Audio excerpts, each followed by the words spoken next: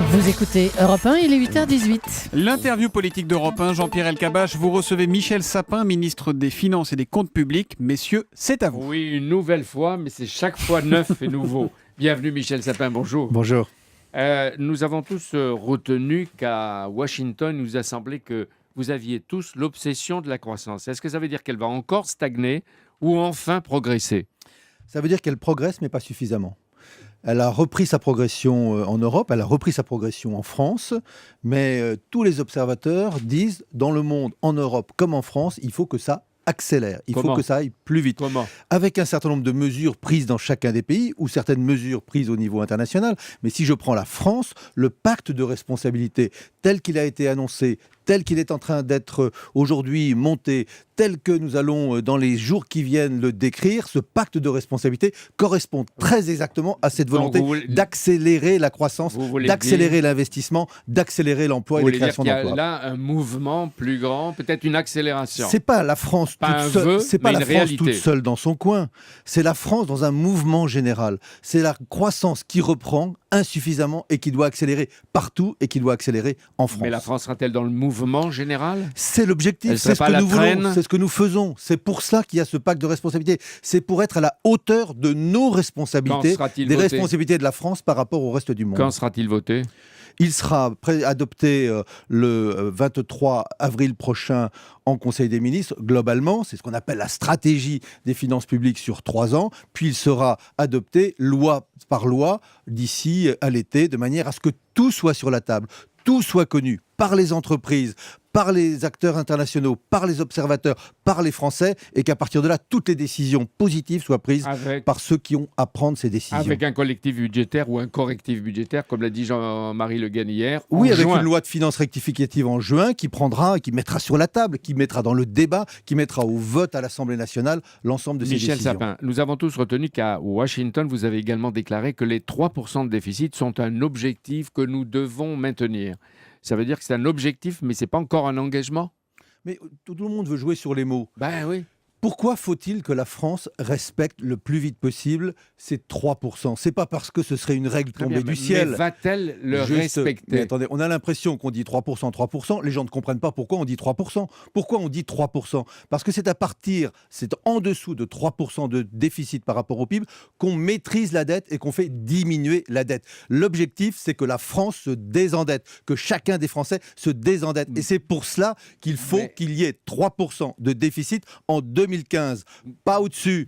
3% en 2015, c'est sur cette base-là que nous construisons notre stratégie budgétaire et que nous construirons notre budget pour 2015. Vous dites c'est faisable, mais est-ce que c'est une promesse ? Est-ce que vous le ferez ? Mais on n'est pas dans les promesses, on est dans l'action, on est dans la décision, mais est-ce on que est dans ça la se description. fera ? Est-ce qu'on le verra ? Mais bien sûr qu'on le verra. Si je vous dis là aujourd'hui, c'est pas pour que ça se voit pas demain. C'est donc sur ce chiffre de 3%, sur cet objectif-là que nous construisons toute notre stratégie budgétaire. La France, vous savez, elle est attendue dans le monde, elle est attendue en Europe, elle est attendue par les Français. C'est ce qu'on vous a dit à Washington ? Oui, on m'a dit à Washington, la France est un grand pays. La France doit être à la hauteur de ses responsabilités. Elle doit être à la hauteur. Et parmi ses responsabilités, il y a celle de maîtriser son déficit et de faire diminuer son endettement. Là, on voit votre combativité avec Thomas et Julie, on vous regarde, et votre sérénité apparente. Est-ce que ça veut dire qu'à Bruxelles, on vous a déjà accordé un délai d'1 an ou 2 pour que vous parliez de cette façon ? Mais la question n'est pas celle d'un délai.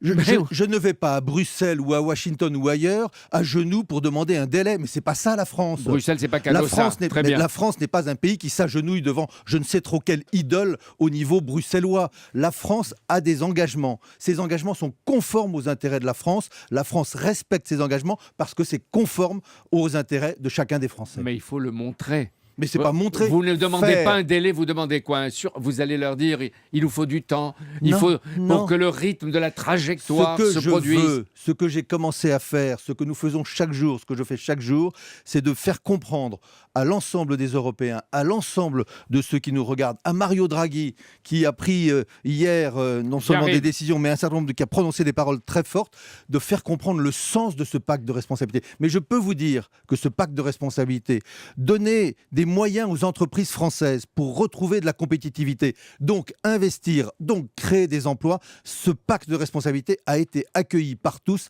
avec une forme de soulagement, avec un encouragement. Parce qu'ils pensent que Parce qu'ils l'activité pensent va que c'est la reprendre. bonne manière de Bon. faire. Parce qu'ils L'euro, pensent que c'est comme ça que la France Michel forte Sapin, en Europe permettra quelle à tornade. l'Europe d'être forte dans le monde. Quelle tornade. L'euro est trop fort, 10% de plus depuis 2012, disait Manuel Valls.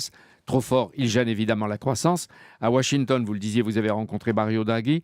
Est-ce que vous confirmez qu'il est prêt à agir pour faire baisser l'euro ? C'est à lui de dire ce qu'il a à faire. Mais ce qui m'a intéressé beaucoup, c'est que Mario Draghi a parlé exactement dans les mêmes termes que Manuel Valls.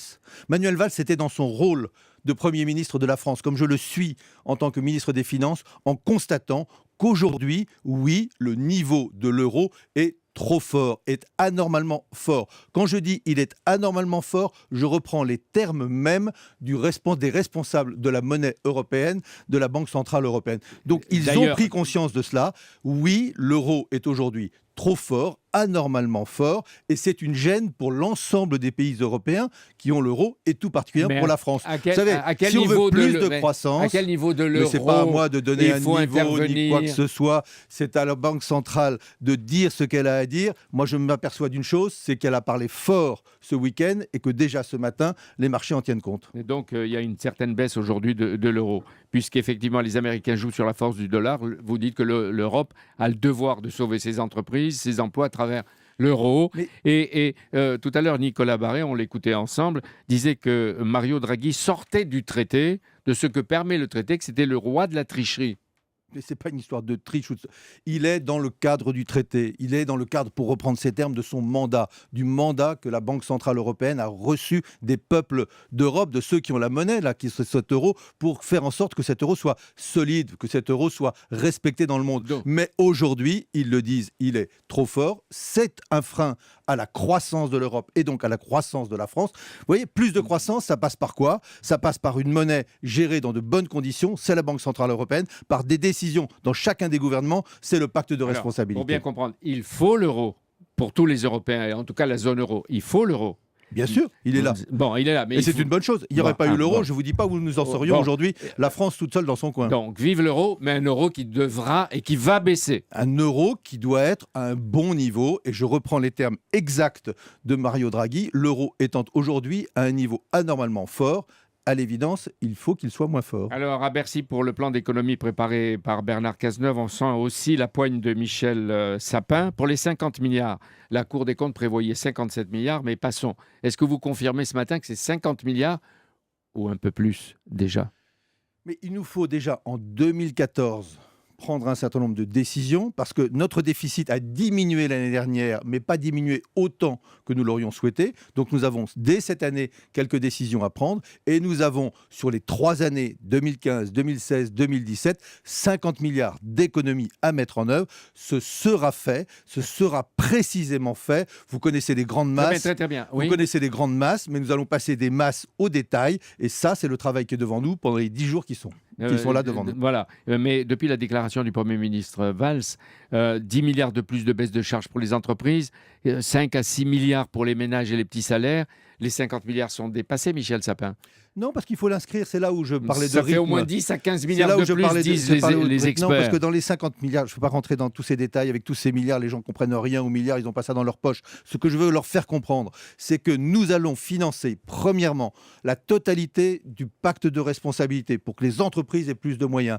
La totalité de la baisse de notre déficit par des diminutions de dépenses, non pas par des augmentations d'impôts. C'est terminé, les augmentations Vous l'avez d'impôts. dit aux À partir États-Unis de aussi. 2015, il n'est Mais pas où question de avez-vous financer prévu de- nos mesures par où des a- augmentations d'impôts. où Nous le avez-vous ferons prévu- tout par des baisses de dépenses. Où avez-vous prévu justement de baisser et de Mais les réduire et collectivités d'avoir des économies? territoriales, l'assurance maladie, sans toucher au niveau du remboursement des médicaments, la sécurité sociale, l'État qui doit aussi faire des économies. Voilà. Comment? Mais on va rentrer dans le Ah ah. détail très précisément. Vous ne vous inquiétez pas, vous aurez tous les éléments et vous aurez, comme disait Cantou, l'occasion de me réinviter pour vous en parler. Sans aucun doute, Jacques Attali disait hier soir sur Europe 1 qu'il ne fallait pas 50 ni 70, mais 100 Non, milliards mais ça peut être d'économies. la course à l'échalote, Ouais. mais personne n'a encore jamais fait 50 milliards d'économies. Et où est la difficulté Donc la les plus... conseils sont faciles, l'action, Où est la voilà, difficulté elle est là la plus maintenant. grande dans votre ministère social précédent ou aujourd'hui à Bercy?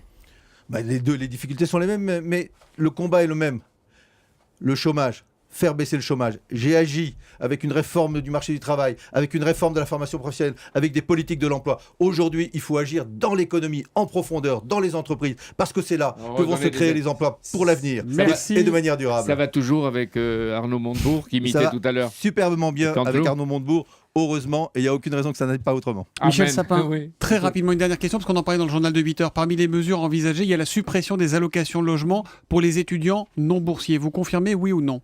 Non, mais je ne veux pas parler d'aucune des mesures, mais C'est sur la méfiez-vous. table? On a vite fait de lancer des choses comme ça, voilà, au hasard. Non, moi je fais rien au hasard. C'est pas Tout sur la sera table. tout sera précisément annoncé, et je ne suis pas là pour lancer des pétards qui ensuite deviennent mouillés. Ça veut dire croyez en moi, croyez en nous.